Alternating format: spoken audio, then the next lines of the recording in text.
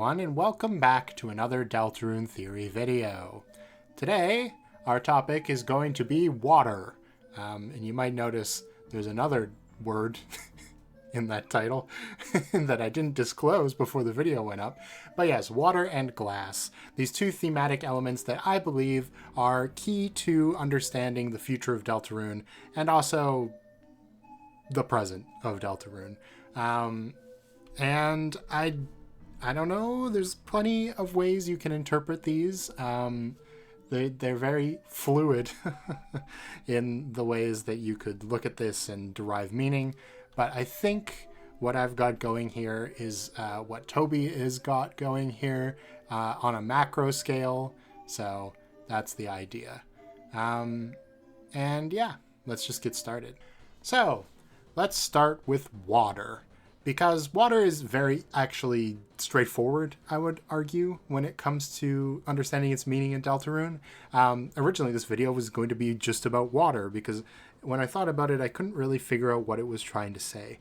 But in tandem with you guys, in the community post I made about this video, which, by the way, if you want to contribute to these videos, I'm going to try to make a community post for each of these theories before they go live, so you can check those out. But between what you guys said and what I was learning as I was going through, like, the Deltarune dialogue dump, for example, it started to become clear quite quickly. And really, what water is partly the metatextual elements of Deltarune, which in most games, you know, the code or the player's relationship with the main character would not be such a big factor. But of course, this is a Toby Fox game, so we have to think about all of that a lot more. Image depths, which is the image in this meme I made on the right of the screen here, is a picture of water that has been edited to create this strange background. So even, you know, this very first thing we see is related to water. And there's so much, it just keeps going. The dark fountains flow like water, and of course a fountain is usually something that is expelling water. There's the song from the sea. Ice is a big theme, of course ice is frozen water. And then there's even the prophecy. The prophecy itself uses depths as a background image, so it is also related to water. A great way to start this is to look at what water would normally mean in a story. And so a couple of you guys brought up some really good points. So V1X4570 says, the repeated water symbolism is something that intrigues me. My idea is pretty basic, but water famously cleans you. It could be a symbol for how the escapism in the dark world washes your worries away. But if there's too much of it, you will drown. And then ice, on the other hand, would be good memories which the characters can refuse to let go of. And characters in this game seem to be clinging to the past. So that makes sense, right? Water washes things away, dirt and grime. And we even have this concept shown to us in Chapter 4's Egg Room, which on the bottom right of this slide you can see, between your fingers a faint gray crease glittered stubbornly. You can never wash it all away. And Irving 4, I'm going to assume that's what the IV on the end means, says that water is a purifying force, especially flowing water in the concept of a baptism or ritual cleansing in Shinto practices. So even, like, you know, if you want to take it on a religious level, which there is some religious level to this analysis coming up very soon, you can see it as some sort of purification ritual. So going into these dark worlds, maybe they are helping Kris purify them from their sin, right? Whatever that is that they are trying to wash away in the water in Chapter 4's Egg Room. Too much water and you drown, right? Because the roaring is formed from the same darkness that has all this water thematic to it that the dark fountains are. And Gerson says, the tides of fate are drawing close, and soon an ocean of ink shall wash away across the pages. Which is, of course, him talking about the roaring. So not only does he say an ocean, which is, you know, water, but of ink, specifically ink being creation. So water is creation. You can have all this imaginative creation and it can help cleanse your sins. But if you have too much of it, then you will drown. And maybe you could phrase that as falling into your own creation, quote unquote. So yeah, that's the really surface level, definitely concrete interpretation of water, I think, in terms of Deltarune. But we can go deeper.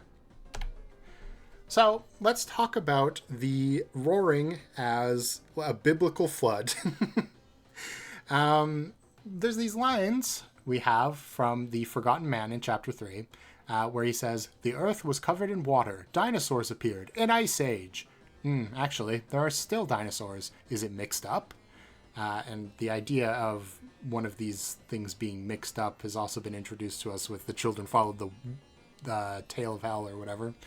And so there's a good chance the earth being covered in water is a reference to the roaring, and dinosaurs appeared could be a reference to Susie moving into town. I've seen people suggest that before. That makes sense, which means it would probably go dinosaurs appeared, the earth was covered in water, an ice age.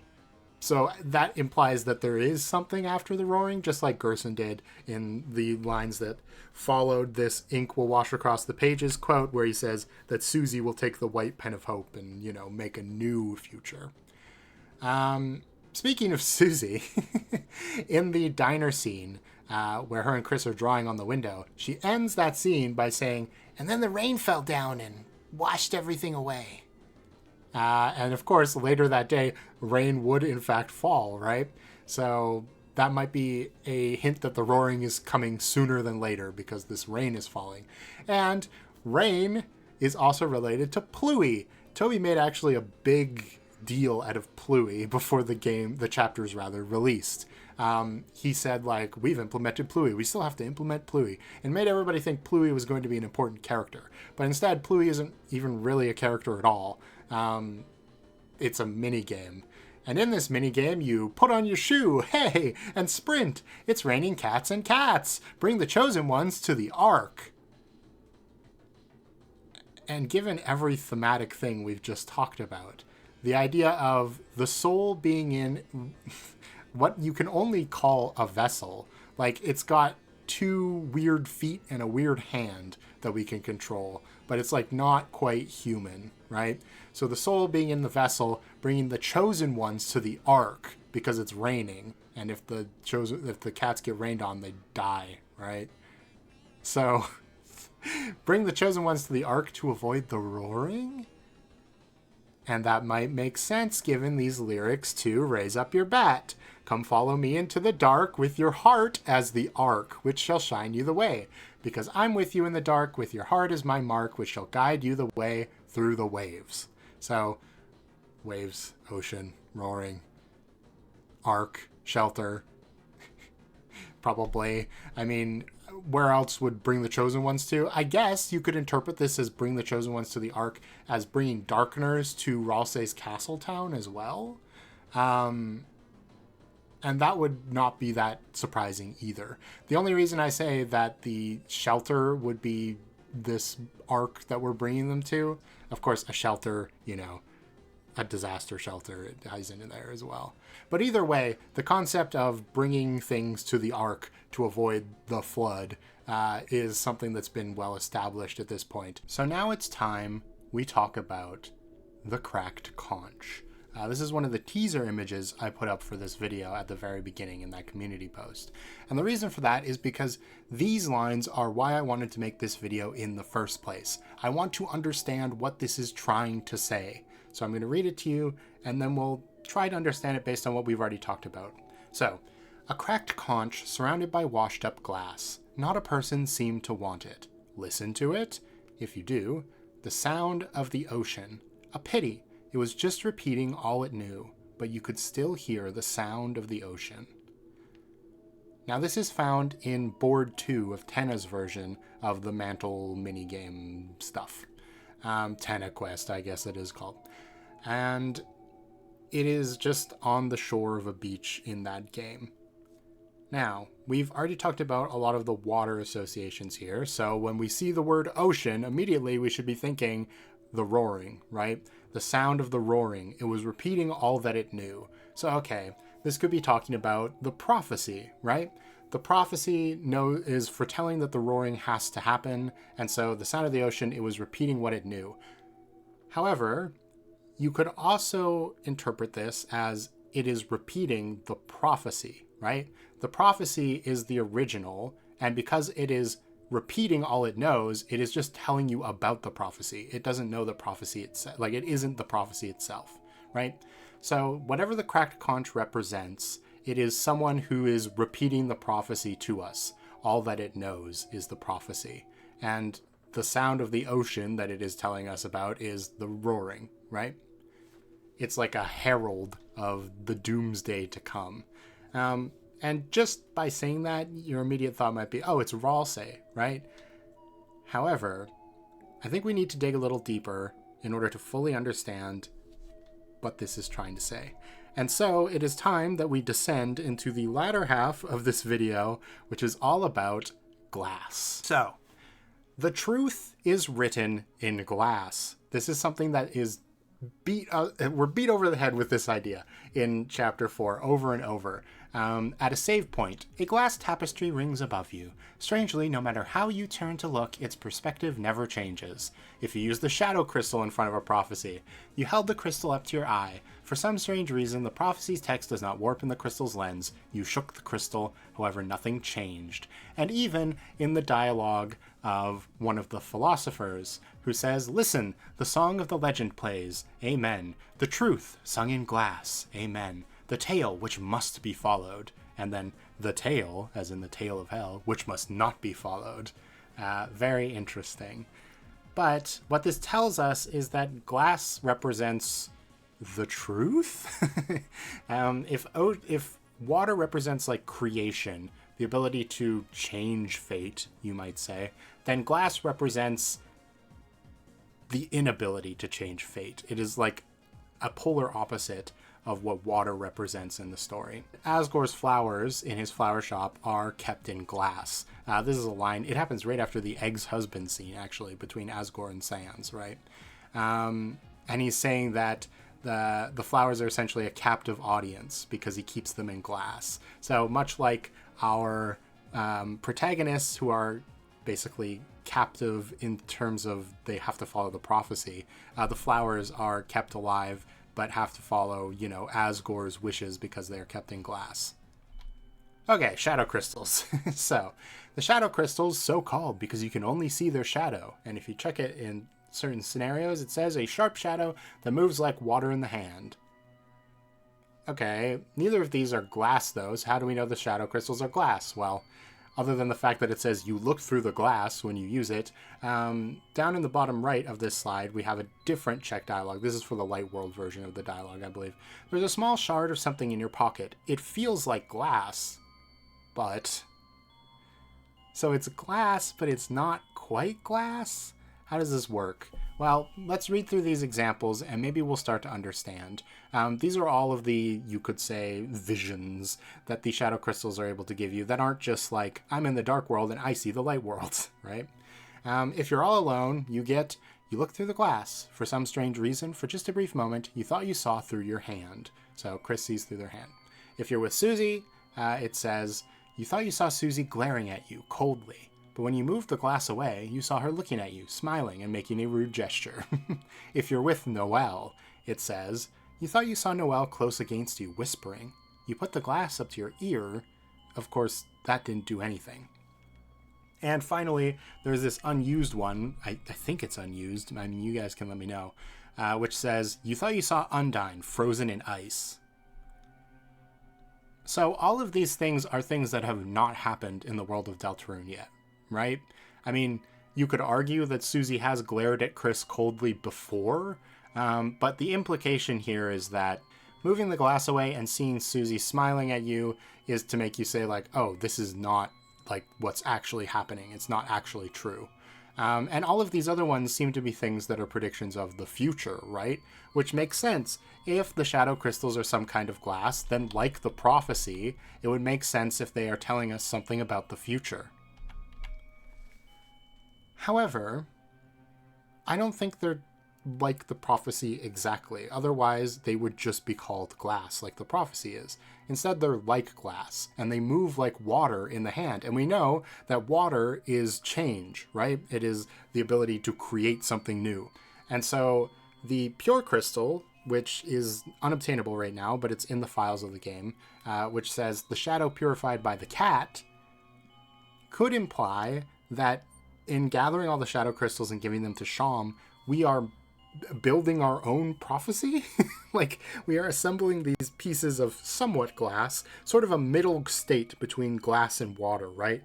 Feels like glass, but moves like water. So it's not rigid, but it also doesn't like totally flow, right? It's not liquid.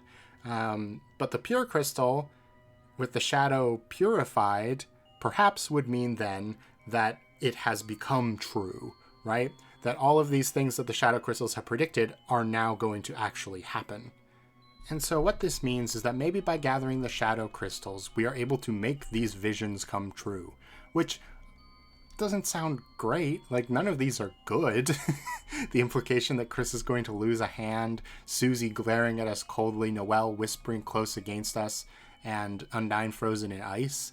But what all of these have in common is they really sound like the weird route, right? And it's not that strange to think the shadow crystals are important to the weird route in some way.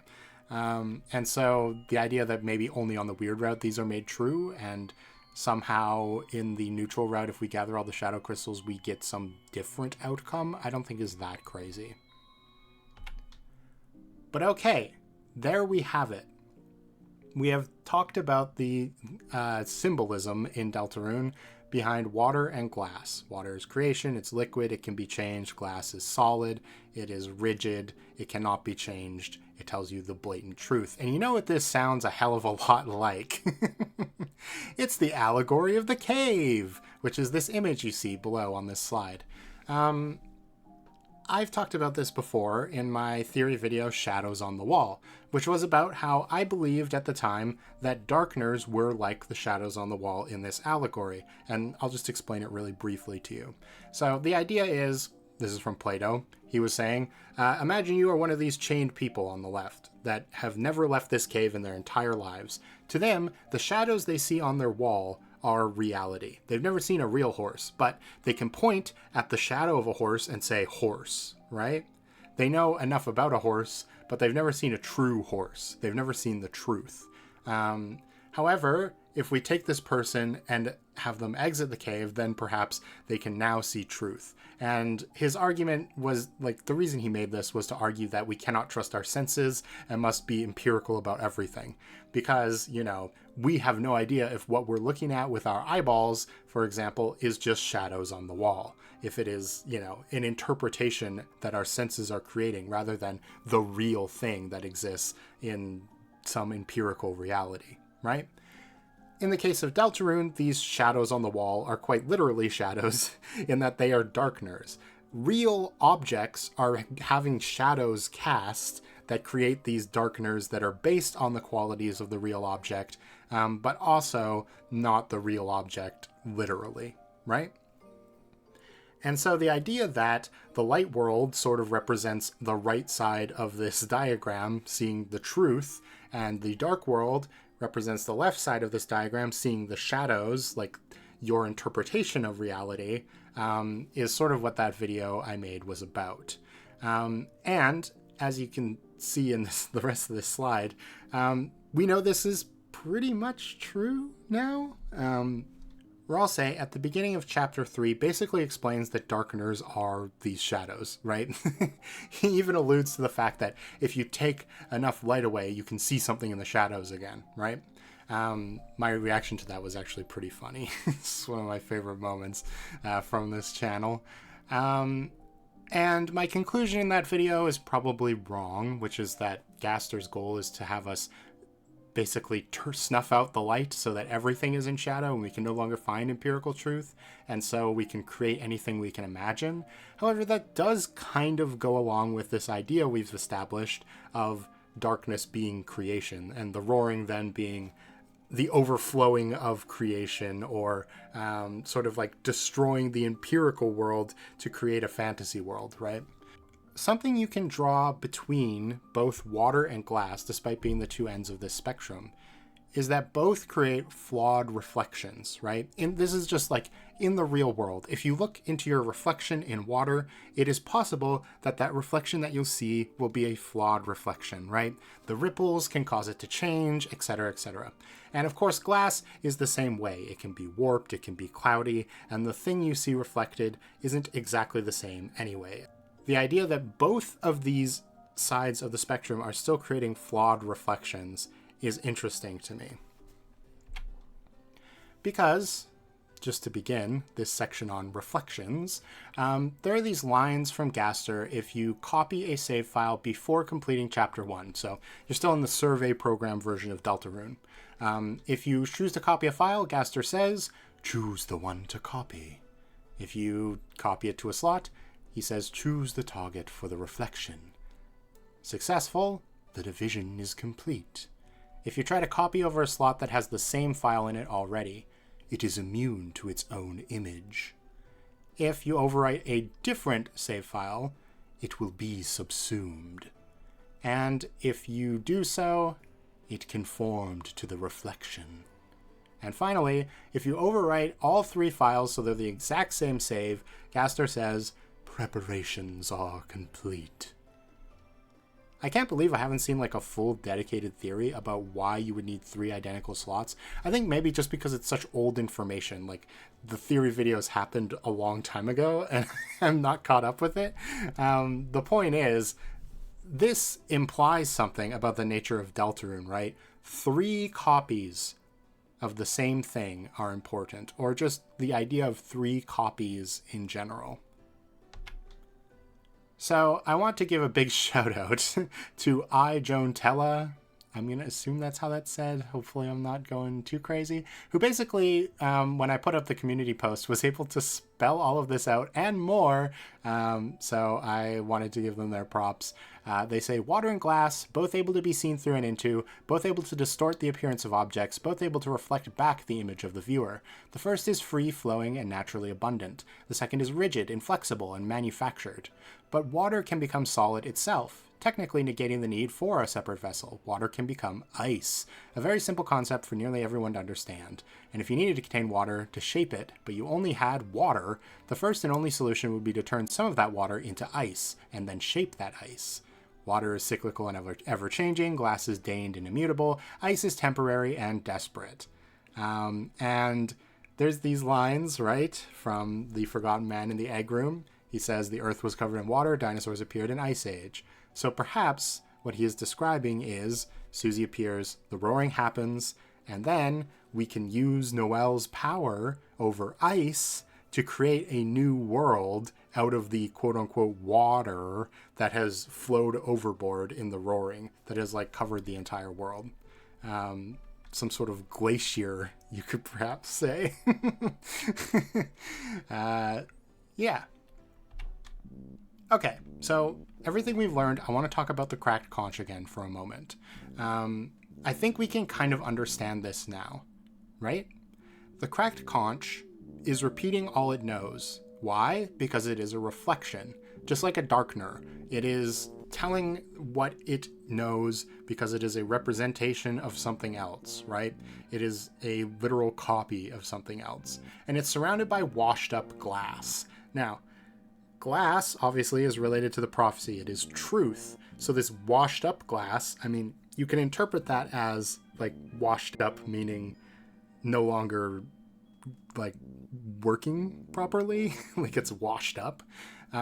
Or you could interpret it as it has been like smashed and carried away by the water, right? Like water has overcome this glass. So creation of some kind has overcome a part of the truth. Very interesting. Not a person seemed to want it. Listen to it. The sound of the ocean. Okay, that's the roaring. Pity it was repeating all it knew, but you could still hear the sound of the ocean. So to break this down in all one go, there is a copy out there that has managed through its creation to break something that was supposed to be an immutable truth. And despite this fact, the roaring is still going to happen, right? It's the sound of the ocean. It's not exactly the same. It's not the real ocean. It's not the real roaring, quote unquote. It is like a different roaring, a different ocean. It's an imitation of an ocean. And I think I can tell you who this is, who the cracked conch represents. There are two options in my mind, both equally strong. But okay, let's sort of just talk about how many reflections there are in Deltarune. Because there's the really obvious ones, like, okay, Queen obviously reflects aspects of Toriel and Carol, right? She's like a combination of both of them, plus stuff from the computer. She's a flawed reflection of all of those things. The old man isn't Gerson, right? He is the memory of Gerson brought to life. So he is a flawed reflection of the real Gerson that no longer exists. And if you want to go even deeper, the sound of justice is a flawed reflection of that flawed reflection. And perhaps because it is, a reflection of a reflection, that is part of the reason why it is so, like Ralse is so willing to kill it, and it's so much treated like it's just a monster, right? We also have this Venn diagram here, which comes from a previous video of mine called The Nighty Sphere Part 1. And it talks about how Friend, Eram, or the Nightmare Boss, and the Forgotten Man all seem to have a lot in common. And I talked about in a later video how I believe the reason for that, which this was the Origin of Darkness Part 2, by the way, is because they're all reflections of Gaster in one way or another. People have already talked about how, Gaster is kind of like an author stand-in.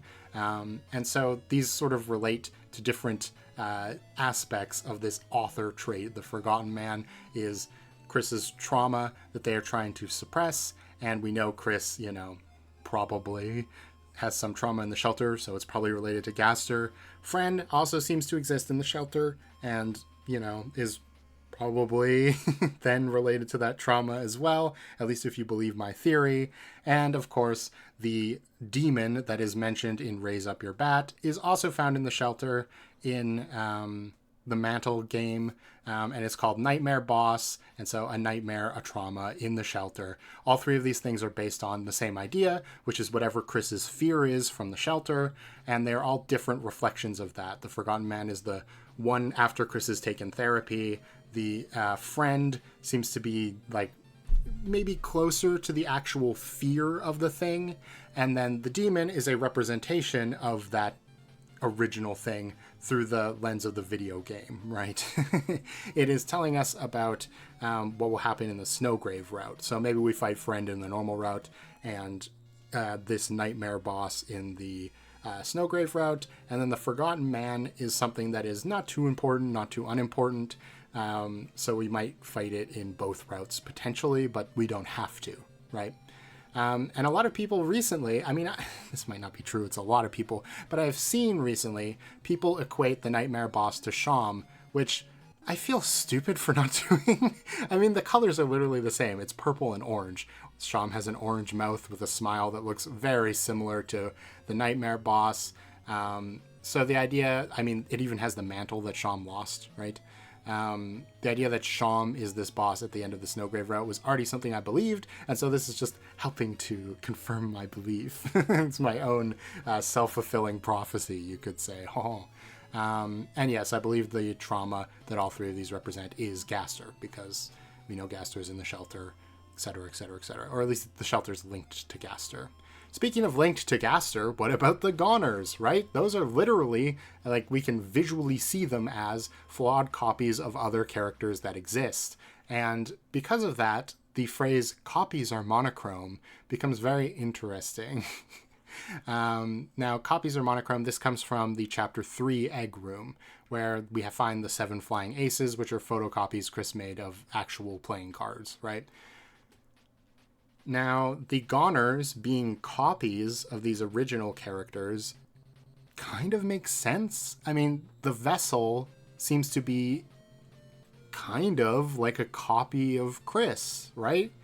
It was meant to replace Kris in the prophecy, seemingly. Like, we are controlling Kris now, but the prophecy seems to very much imply that the vessel is supposed to be the one carrying it out. Similarly, the other two members of this hero trio, Susie and Ralsei, could also be seen as flawed reflections of characters that exist. Ralsei is very clearly based on Asriel, although there are obvious differences. And Susie, this one you might think is more of a stretch, but obviously not visually all that based on Des, but personality-wise, I think is, a lot like Des. They like scary things. They're both sort of outcasts in their, in the school or whatever, or with their families. They like hitting things and playing loud music or, just being rebellious teenagers, that whole idea. And so you could see this, and many people have before, as there being like two groups of heroes. Like there was supposed to be an original group of heroes that went through, which was supposed to be like Kris, Des, and Asriel. But now we have like the B team, which is Kris, Susie, and Ralsei. And this is interesting because in Chapter 3, once again, within Tenna Quest, right, which is based on Dragon Blazers, which is based on the prophecy, a copy of a copy of a copy, we're here still, you can get this camera. And when you take a photo with the camera, the photo is monochrome. Okay, we're taking a copy, right, because it's a photo, not the real thing. And you need 3 of these photos to reach the ocean. Uh-oh. Ocean equals roaring. We've talked about that a billion times at this point, right? You need 3 copies to reach the ocean. Is that too crazy? Maybe. But I think what makes this a stronger point of analysis is that there are 4 photo opportunities, not 3, right? You need 3, but there are 4. Just like we have 3 heroes in our main party, Kris, Susie, and Ralsei, but Noelle is also there. And in the prophecy, we have the cage with human soul and parts, the girl with hope crossed on her heart, the prince lost alone in deepest dark, or just alone in deepest dark, and then the girl, at last, was the girl. 4 of them. And I bring all of this up to say, this is giving us one of the potential answers to who the cracked conch could represent. Can you figure it out? Because I'm not going to tell you yet. I'm going to introduce the second one first. So, in Chapter 4, you can read a book, and we're going to have to do analysis of symbolism again. Sorry.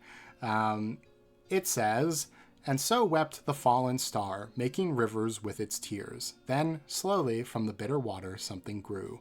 It looked like glass." Okay, we got a lot of buzzwords in here, right? Water, rivers, glass, weeping, stars. Okay, so let's break this down. I think it's pretty clear, lots of people have been able to come to this conclusion, that the fallen star is either Des or the Knight, right? Probably both, because they're probably the same person. But that just makes sense. She wanted to be a rock star. She's got stars in her room. And the Knight uses an attack that very much looks like PK Starstorm from Earthbound. So the fallen star makes sense. Making rivers with its tears.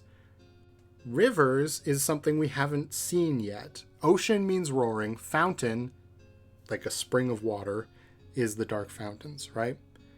A river, then, would be something that carries the darkness, creation, the water, from a fountain to the ocean.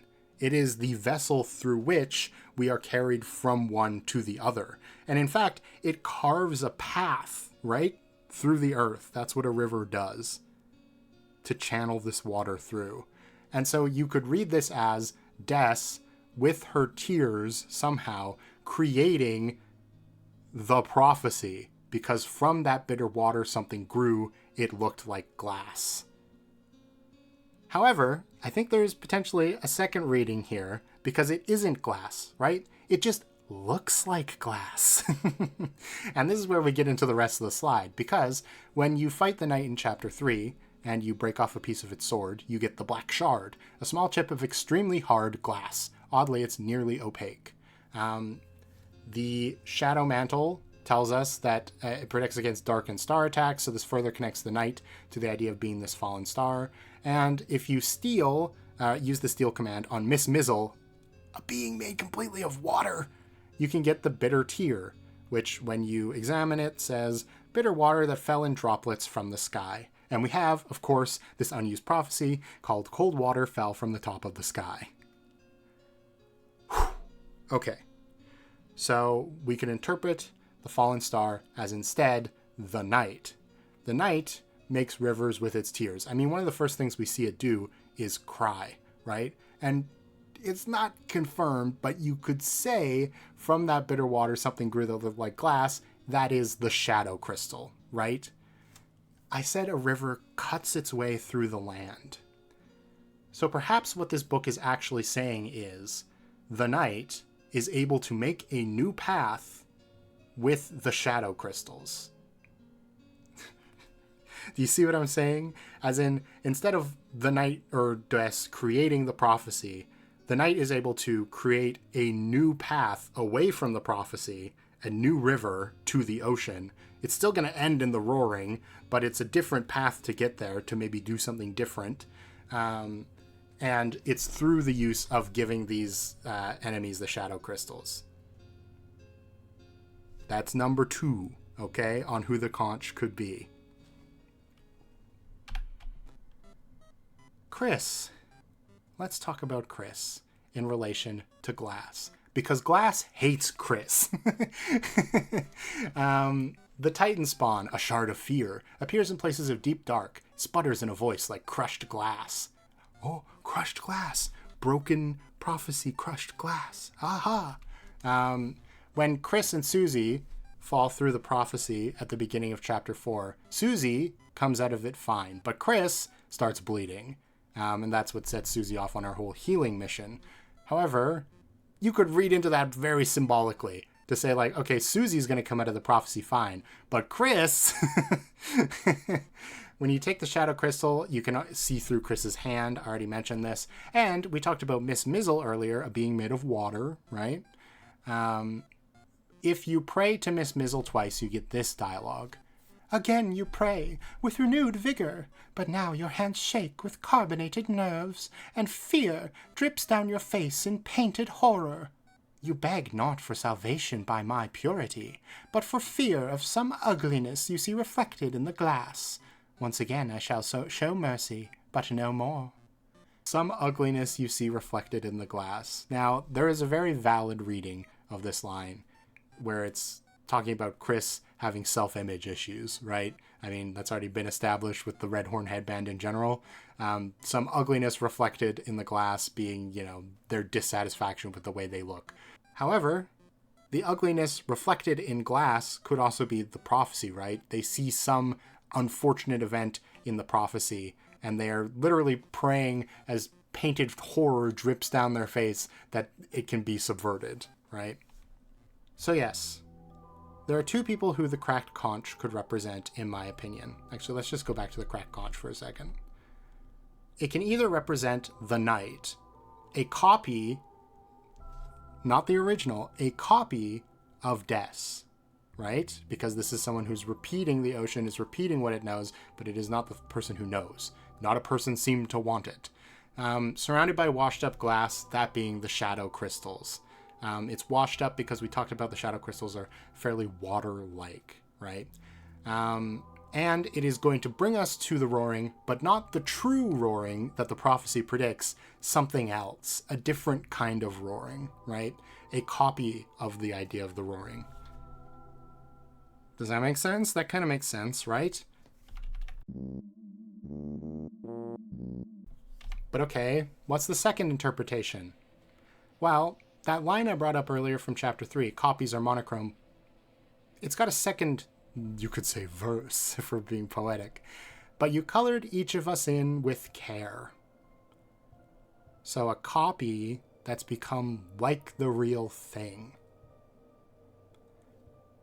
The shadow crystalline you see through your hand in relation to Kris. During the Titan spawn fight, there's a line, when did you start being yourself? And to bring it all the way back to near the beginning, in the chapter 4 egg room, you ran the water over your hands and dried them. Between your fingers, a faint gray crease glittered stubbornly. You can never wash it all away. 3 copied heroes. Ralsei clearly based on Asriel. Susie, not based on Des, but is a replacement for Des, right? The prophecy couldn't kick off until dinosaurs appeared if the Forgotten Man is to be believed, and so we needed Susie in the town to take Des's role in the prophecy for it to begin, right? But Kris isn't the copy. Kris is the original. The vessel is the copy. And the prophecy even seems to imply that the vessel should be in this party, right?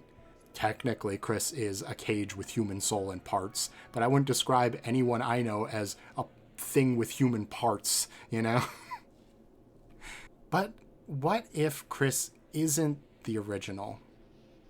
What if this gray crease represents the fact that they are a copy that has been colored in with care? The cracked conch is surrounded by washed up glass. I talked about earlier how this glass is like not complete. It's not surrounded by a pane of glass or a bottle or something, right? It's pieces of glass, shards of glass, like a prophecy that has been changed. Like someone has taken the place of a true hero. Does that make sense? The idea would essentially be that we are playing as the vessel and have been the entire time.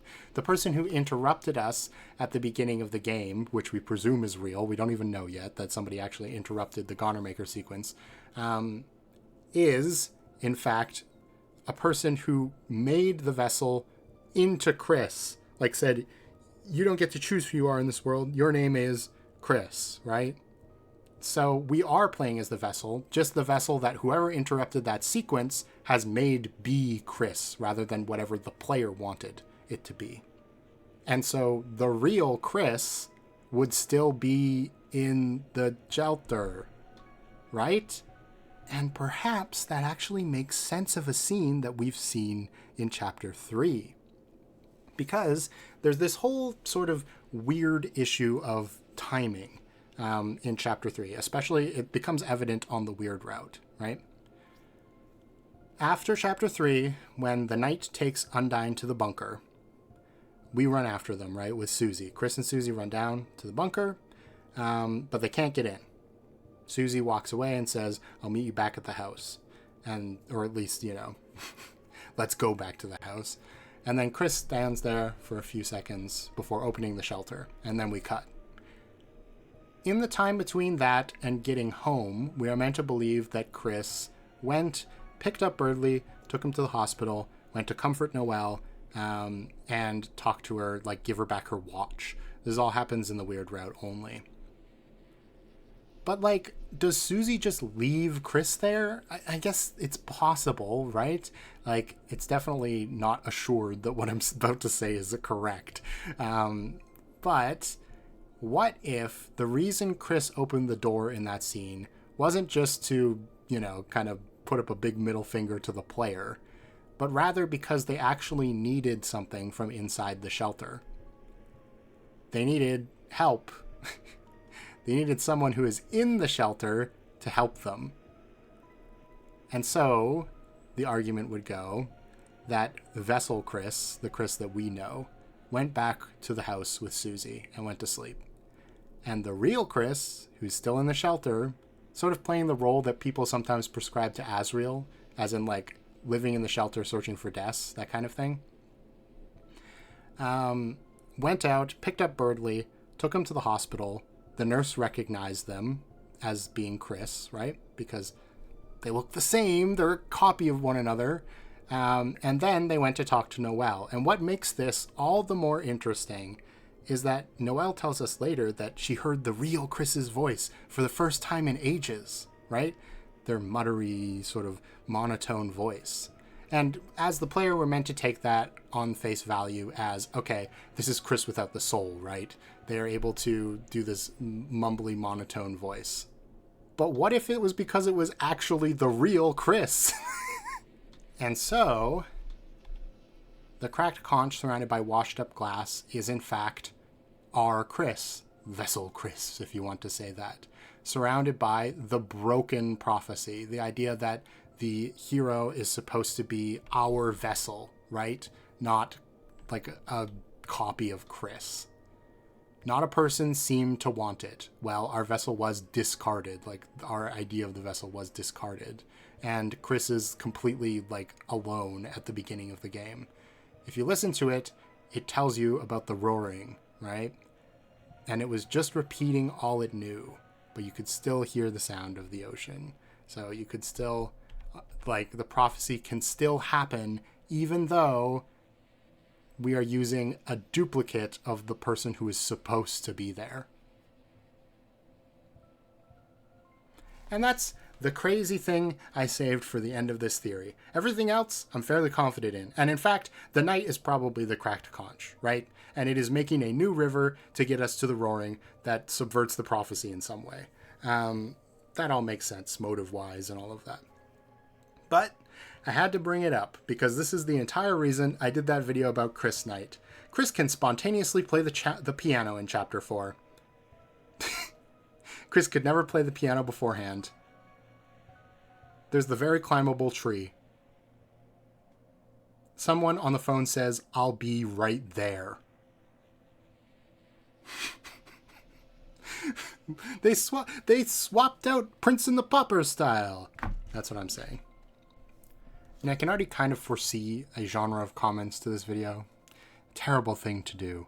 But that's going to say, okay, introducing a second Kris would be bad writing. And yes, I understand where you're coming from when you say that. But we're not literally introducing a new character. The vessel's already been introduced to us. And in fact, the idea would be not that there's like a secret evil twin of Kris, but rather that the two Krises, quote unquote, have the same goals, right? Like they are in tandem with each other because they're literally copies of each other.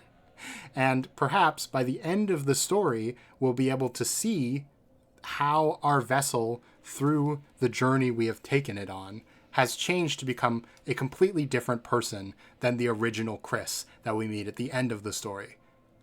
And hey, that sounds like it goes into the themes of Deltarune, right? Susie starts the story very different than where she is right now, and Ralsei's entire character arc is about becoming his own person away from the person he was meant to copy.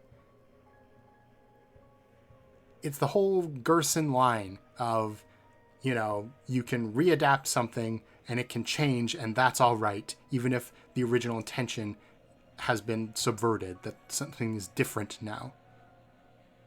Is it crazy? Yes. And I totally understand if you think I'm stupid. But that's the end of this video. I hope it was worth the wait. If it was, you know, you can like the video and subscribe, and I'm sure you all will leave me plenty of comments. So I will await them with bated breath. Thanks for coming to my TED Talk. Bye!